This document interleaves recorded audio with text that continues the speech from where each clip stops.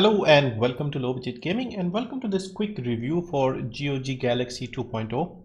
Also, I'll tell you how to use it, how does it work, what it can't do, things like that, and some more additional tips and tricks that you can use to organize and manage your gaming library, digital gaming library, and all the launchers properly. So first thing, how do you download this? Where do you get it from?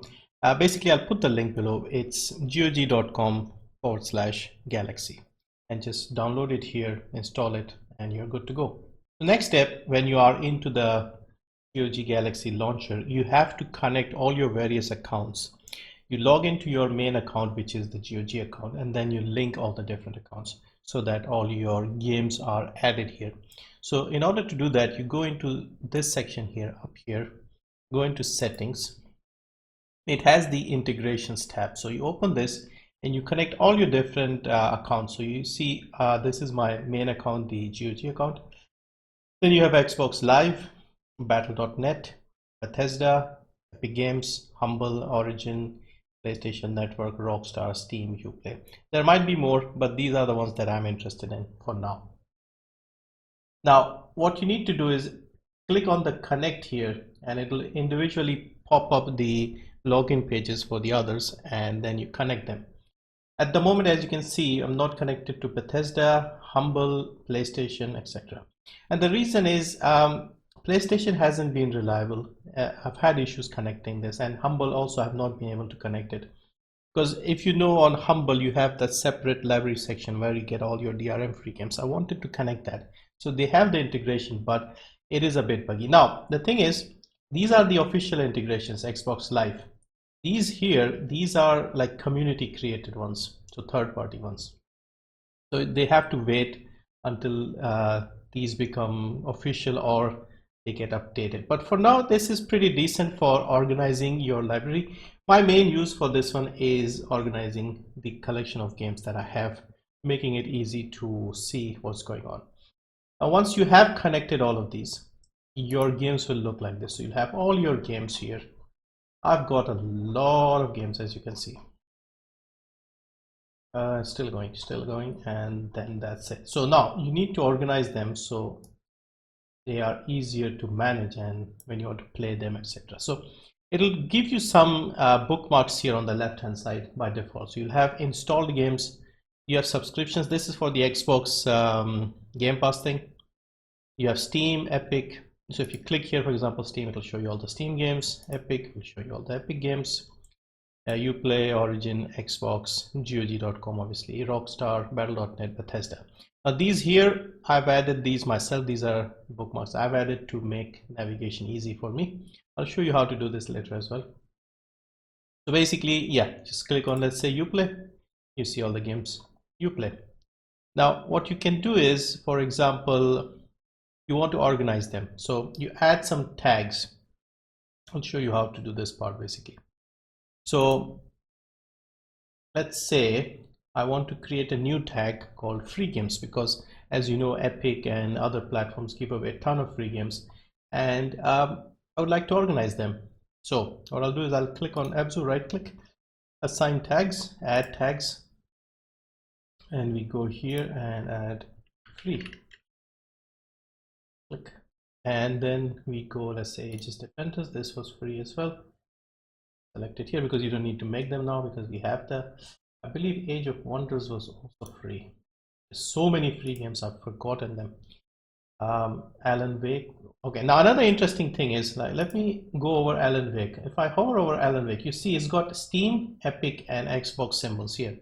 What this basically means that I have 3 copies on 3 platforms. Now the Xbox is probably from the Xbox Game Pass, so I don't actually own it. Epic gave it away for free and I already had it on Steam, so it's counting as 2 games. So yeah, let's add this to the free tag as well. Then we have Amnesia, the Dark Descent. I think we got the definitive collection. You can see it's on GOG and it's also on Steam. Yeah, there was a separate version on Epic. I believe it was like a full version. The Dark Descent. I thought they gave away both the games. Okay, I'm not sure, but anyway. So let's say let's continue with our tags. Let's add a few more games. What else did we get? We got a bunch of Assassin's Creed games for free. We got Unity for free. We got Syndicate for free. We got Black Flag for free. We got AC3 for free. AC2 was free as well, but I already had this from before, so I'll still add it to the free section just for information's sake, because you can organize them based on multiple different tags. Brotherhood was also free, if I'm not mistaken. China was free, I think, as well. But I think it was only free for certain regions. Anyway, let's not get bogged down there. Let's add a few more so I can show you how. Okay, Batman games were free. So Game of the Year edition, this was free. City was free. Asylum was free. Now this Enemy Within, this was also free, but this was only free for me because what happened was GOG randomly selects people from time to time and gives them a game from their wish list. So I got this one through that. So it's not technically free for everyone. I could make like a more refined tag for this. Then also you have some games that the developers of give them to me for free to try and feature on the channel, something like Beholder 2.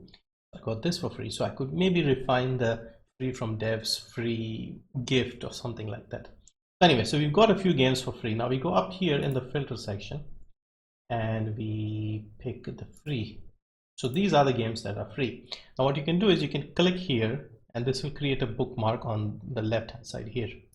Click and it becomes free. So now whenever we add more games, it will go into the free section. Go back into the own section. So what I've done here, just to organize my library and play a few more games, I've put sections like now playing. So these are the games that I've installed on my PC and I'm actively playing. So you have Apex Legends, I play that all the time. Darkest Dungeon, I've recently started playing this. I got this 2 days ago. Maneater, I got this. SnowRunner, I'm playing this. And Streets of Rage 4. So these are like the 3-4 games that I'm constantly playing, a little here and there.